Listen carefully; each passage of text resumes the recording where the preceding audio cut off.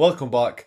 15-mark question, Edexcel. This is going to appear once in your paper 1 and once in your paper 2, so it makes 30 marks out of the 335 marks of your A-level. Therefore, it's about 10% of your entire A-level. For the 15-mark question, the command word will always be discuss. So it's a discuss question. And remember, this response is marked in terms of depth. So you really want to be emphasizing those long step-by-step chains of analysis. Like I always say, assume your examiner has no content knowledge, and those long developed evaluation points. The way the marks are allocated for the 15-mark question, it's simply 3K, 3 application, 3 analysis, and then 6 evaluation marks. So the way I'd structure this 15-mark question, I do 2 KA paragraphs. So this is my first KA paragraph, so KA1, and then an evaluation paragraph for KA1, so evaluation 1. Then I would do a second KA paragraph, so KA2, and then evaluation 2. So paragraph, evaluate that paragraph, second paragraph, evaluate that paragraph. Very simple. The most common question I get every single year with a 15-mark question is diagrams. So do I need a diagram in my 15-mark question? Short answer is no. But long answer is that if a diagram is relevant,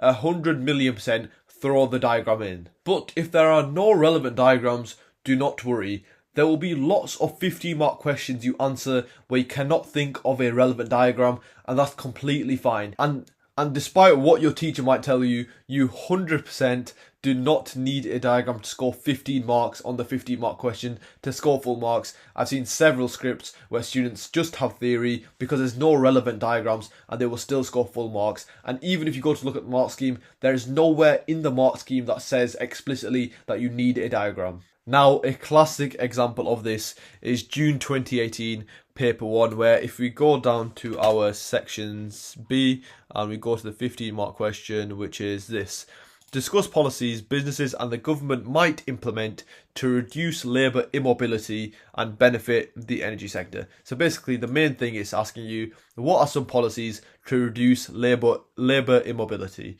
And if you just think to your content knowledge now, think to economics theory, there's no real direct diagram that links to this. Therefore, when this paper was sat, and even when students sit this past paper, or they might do it in mocks, it does tend to stump students a bit since there's no explicitly relevant diagram. But like I said, you do not need a diagram to score full marks.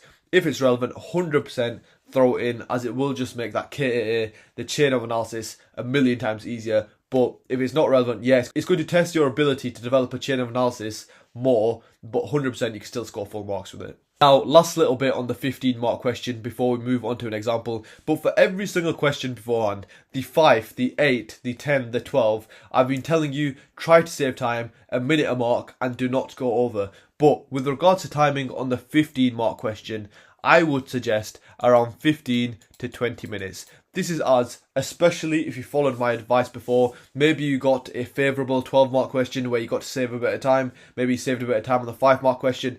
This is not a question where you try to save timing. This is a massive question where you really want to demonstrate to your examiner your ability, all you've learned over the 2 years. And here, if you do have a bit of time, if you can spend a bit longer on the 15-mark question, I do suggest it, as there is a correlation between spending longer on a long answer question and scoring better. So I wouldn't suggest rushing this, and this is the reason why throughout the entire paper, throughout your section A even, throughout the rest of the section B, I've suggested to be so efficient, so these 15 and the 25-mark question, you can spend a bit longer and therefore demonstrate your ability to the examiner, demonstrate all these skills, these chains of analysis skills, these evaluation skills, and have enough time to show your examiner you are that top level, that A/A student. Moving on, let's run through an example. So I've pulled out a paper 2 this time because I realised I do a lot of paper 1s. But yeah, so June 2021, paper 2, and let's get down to the section B. Okay, so perfect. So 15-mark question. Discuss policies other than import tariffs that the Rwandan government could use to defend its manufacturing industry. So, first thing, let's actually break down what the question is asking us. Policies for development. That is basically what the question is asking us.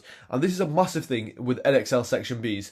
your content knowledge should be strong enough that even without the extract, you should be able to answer this question. So it's asking you policies besides tariffs that you can use for development. So obviously one of them is tariffs, and there's lots of others you should learn in your content knowledge, such as like subsidies to domestic producers.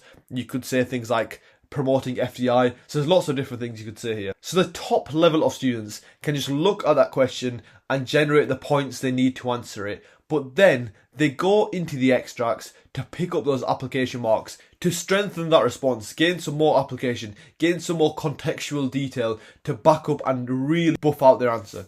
A subsidy to domestic producers is just a grant. It's just giving money to these domestic producers to produce. So if you give money to domestic producers, what's it going to do? It's going to lower the cost of production for these domestic producers. And how do we show that? How would we show that on the diagram? We would show that just literally by the supply curve shifting outwards, just shifting towards the right, therefore showing a lower cost due to the lower cost of production for domestic producers. Now, with the supply curve shifting outwards from S to S plus subsidy, what else does this cause? This means because the cost of production for domestic producers is lower, it means they can now charge a lower price.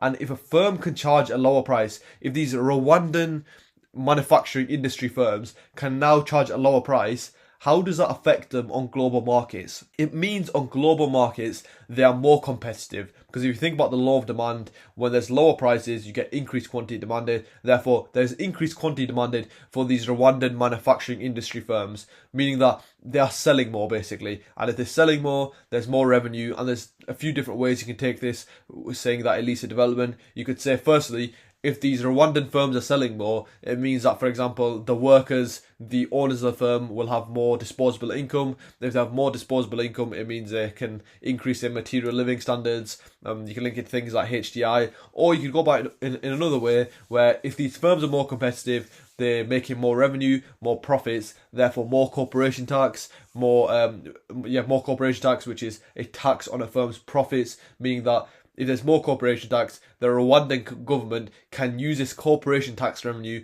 to spend onto development, for example, investing into, I don't know, roads, whatever you want to say, but yeah, they can use those funds from the corporation tax to spend onto development. Another policy the Rwandan government could use is attracting FDI.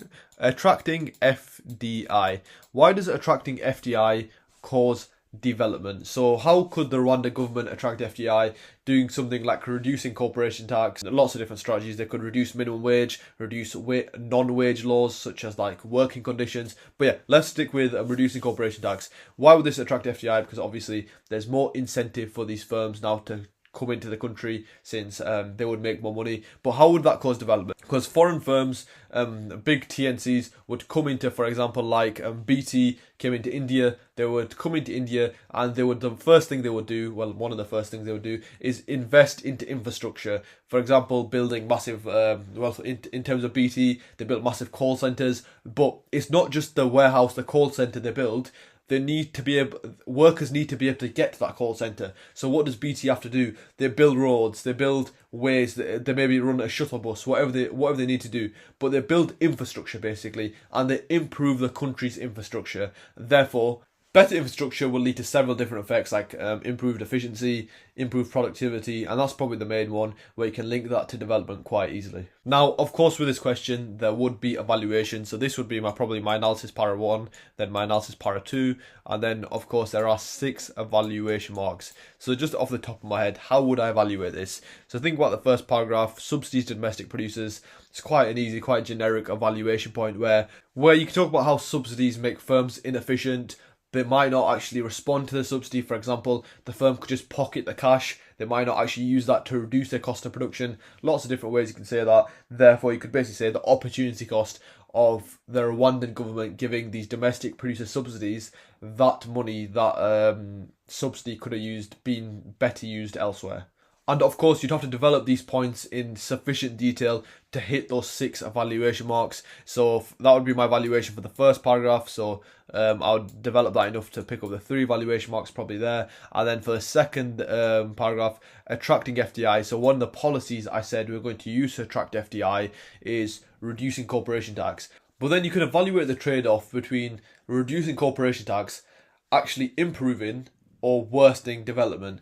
And in the evaluation point for this, I would pretty much weigh up whether, with reducing corporation tax, as we know, there'd be a reduction in corporation tax revenue, and that could actually worsen development. As if there's less corporation tax, the government has less funds to spend on development, which might actually lead to worse outcomes overall for development, rather than if we didn't reduce corporation tax. And that is a wrap for section B. Hopefully through these videos you've seen that it's actually quite simple, and there's just a few important things you need to focus on. The main one is, of course, your ability to develop chains of analysis, your ability to evaluate, which is a skill you learn over time. And then timing, absolutely massive. Like, these questions are not hard, they're not intellectually hard questions. And then lastly, just sticking to the structures, making sure you've done enough to hit the specific mark allocations. So for example, for this, you've wrote those 2 evaluation paragraphs, meaning that you can secure 6 evaluation marks, or you've done 2 KA paragraphs, meaning that you can secure those 9 KA marks with the 15 mark question. Best of luck on section B.